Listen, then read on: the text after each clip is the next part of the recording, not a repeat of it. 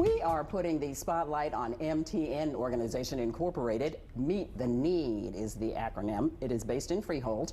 Reggie Anderson is the founder and president. Yvette Anderson is the founder and executive director. Jasmine Austin Leaks is the community outreach director. And it's so good to have you here together as a family. Welcome. Thank you. It's so good to be here. Thank you for having us. It is my pleasure. So tell me, when and how was this nonprofit founded, and what's your mission? So it was founded in 2010, and it was something that I wanted to do to give back to the community that gave to me. I grew up in Manalapan, and I grew up a family in need. And my grandfather was very instrumental in making sure that I volunteered and gave back. So he would have me go to a local church, and I would help at like 12 years old make Thanksgiving baskets for families. And then later that evening, my family would receive one of those baskets. So you fast forward now, and my husband and I are both have great careers. We want for nothing. And I came to him and I said, Reggie, I want to give back the way that families gave back. And I said, how much is this going to cost? He did. That's always his first question. I always say, how much? That's his first question. Good. And I said, I don't know, but I know that it's something that I want to do.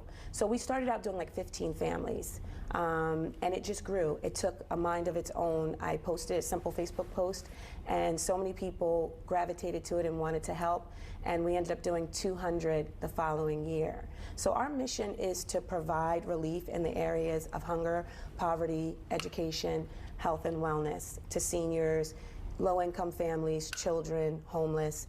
And it's just, as we go along, we pick up a new project, and that's pretty much how it started. We started with Thanksgiving to honor my grandparents, and then each time something came along and I saw a need, and that's our name, Meet the Need, that's what we wanted to do. And you all recently met the need with people in Trenton? Yes. Tell us about that. No, it was cold.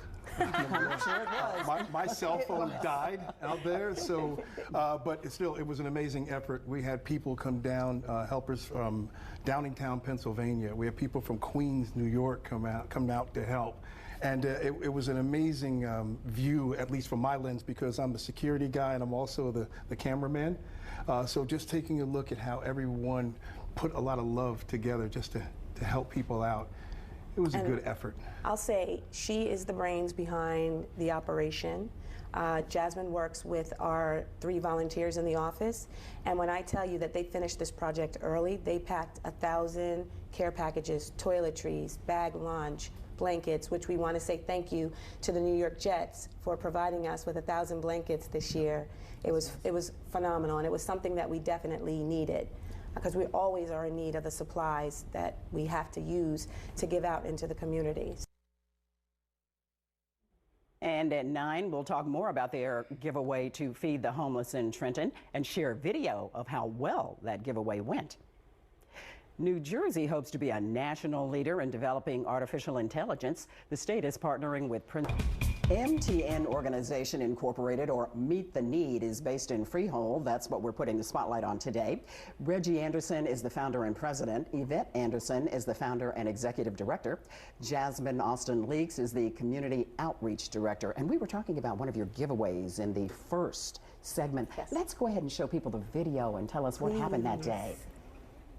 So what you see is us in Trenton, and this is where homeless people in the community come together, and they're in need of socks, hats, gloves, scarves, warm coats, lunch, and we provide all of that. So we set it up, and I like to do things like a farmer's market because I want everybody to keep their dignity intact. So we hand them their blue bag, they go down the line, and we fill it with everything from Bombas socks, who is someone who You have the sponsors Bombas us. socks. We I have love the that. Bombas socks. I can honestly say that the commercials are true when they say Buy that for one, every give one one. bought, they do. give one. They definitely do, because That's we good were to know. able to give the homeless communities that we served 3 pairs of socks each, which we were very, very proud of that It's effort. amazing, And we just want to say thank you to Jersey Cares, who donated coats to us. We had 470 coats available for the community to choose from, ranging from children all the way up to men's extra large. So it was a great day. The first weekend we went out was, of course, a lot warmer because we had some 50-degree weather, but last weekend, Saturday, we were out in that frigid cold weather from about 10 to 3 o'clock. How did everybody hold up? We were cold. We were cold, but I think what every year when I do, and we say it, it just happens where it's like, it's freezing, and then I say, they live out here. How can, I'm only out here for a few hours. Exactly. Blow your nose, put your gloves on, and you'll be okay. Toughen up, yeah. Yeah. Walk in I somebody say it else's every shoes. year, but yeah. I have to like remind myself I have a lot of nerve for just a few hours out here. That's right. What was the reaction of everybody who came out? They must have been so appreciative. Everyone that we served, all they could say is thank you so much. Thank you for not forgetting about us. We really appreciate you. God bless. It was a wonderful experience for volunteers and for those that we served. We had some singing going on. Yeah. We had one homeless gentleman who really had a beautiful voice, and he was singing some gospel music, and we loved it. And even when we pulled up, we saw people asking, hey, I don't want a handout right away. I'm looking for work. Right? Can you find a job? Set up, right? Yeah.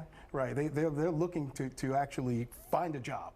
So, you know, we're learning about the demographics as well. Things are changing out there. When you say things are changing, meaning? More people are looking for different things. We have people from different areas, people coming from other countries as well.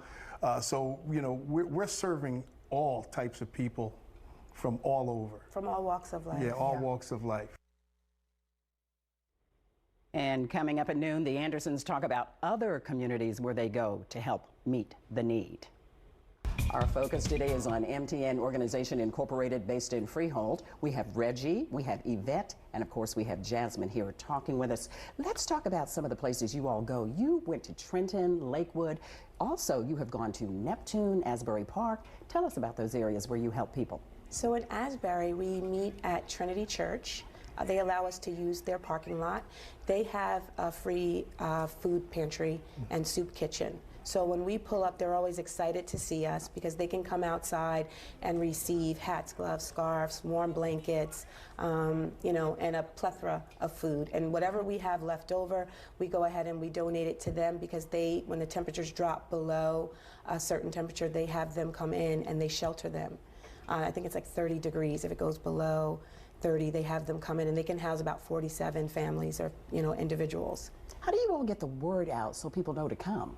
Well, we partner with Trinity and we send them a flyer, and then through their soup kitchen, they post it and they get the word out. We also do things at the train station where we have people go and give flyers, because that's mostly where the homeless people, you know, encamp at the train station. And we have local contacts as well that we've established a rapport with, so they'll get the word out also. They like what we bring. They feel that, hey, we're giving them fantastic blessings they look forward to us every coming. year, and then they'll spread the word. But They they'll check say, in with us. make sure what time are you that's guys right. going to be out here? Yeah. Oh, Yeah. yeah.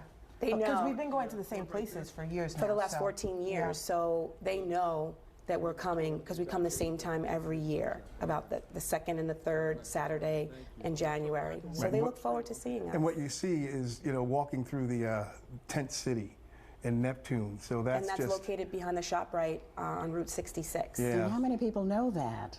Not many. Not Not many. And I mean, Reggie and I visit often. We do. He goes out more than I do, but he goes out and he brings, they ask for things like propane and, you know, wipes. So we try and supply them as much as we can because we know how brutal that must be. They're intense. And sometimes when we go visit, you walk back there, and if it's snowed or rained, the tent has now sunken and collapsed. But it's eye-opening for even the volunteers, right? It is. Going into the To know woods. that this is what's going on. Because a lot of times, people come out and they volunteer, and they really don't have a pulse of what's going on in their very community, in their own community. Where do you find your volunteers? Well, we have a lot of friends and family who support us, but Jasmine reaches out to All different the schools.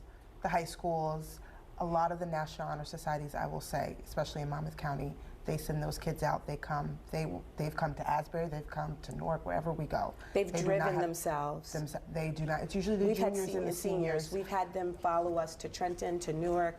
Yes, You find that high schoolers want to give back They do. and help. they definitely do. And it's eye-opening for them, and they always say like, "Wow, I didn't know this," because they have no idea. When you come from an area where, you know, an affluent area where you have everything that you need, it's hard for them to grasp the concept that there are children out there who don't get toys at Christmas. And tomorrow at 6 a.m., the Andersons talk about a project that's very dear to their heart, named after their late son.